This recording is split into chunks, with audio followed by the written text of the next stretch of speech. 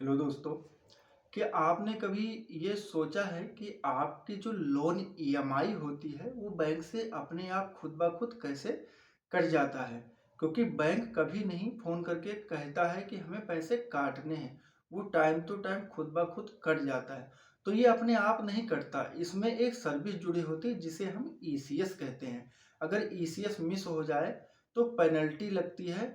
तो यही सब पूरी जानकारी इस वीडियो में आपको मिलने वाली है कि ईसीएस क्या होता है, ईसीएस जरूरी क्या है, ईसीएस काम कैसे करता है और इसके फायदे क्या है और नुकसान क्या है। तो चलिए मैं पहले आपको बता देता हूँ कि ईसीएस क्या होता है।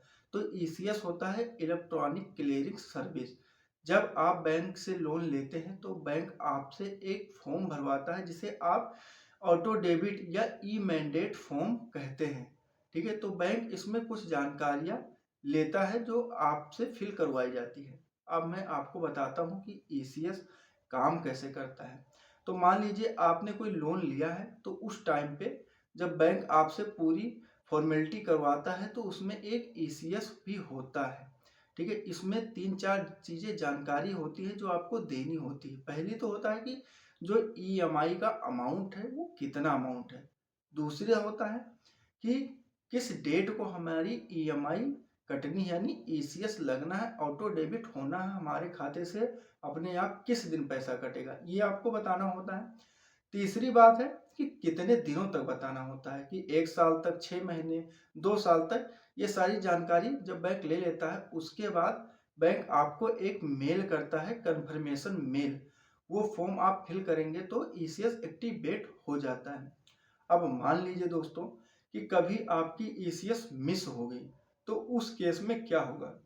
तो उस केस में दोस्तों क्या होगा कि बैंक आपके ऊपर एक भारी भरकम चार्जेस लगा देगा। 200 से 400 रुपए तक चार्जेस लगा सकता है। ठीक है, तो आप ये ध्यान दीजिए कि अगर आपने लोन का ईसीएस करवाया है तो उस टाइम पे पैसा आपके अकाउंट में होना जरूरी है।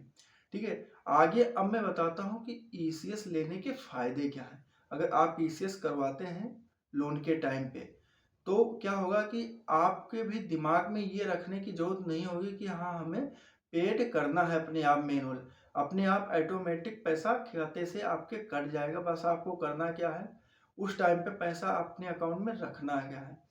और बैंक भी ये करवाता क्यों है? क्योंकि बैंक करवाता है इसलिए कि बैंक को भी रिस्क कम लगता है, उसे भी लगता है कि टाइम टू टाइम पैसा आ जाएगा। अगर नहीं आता भैया तो भारी भरकम जुर्माना हम लगा देंगे, यानी इंटरेस्ट जोड़ देंगे, वो आपको पेड ही करना है।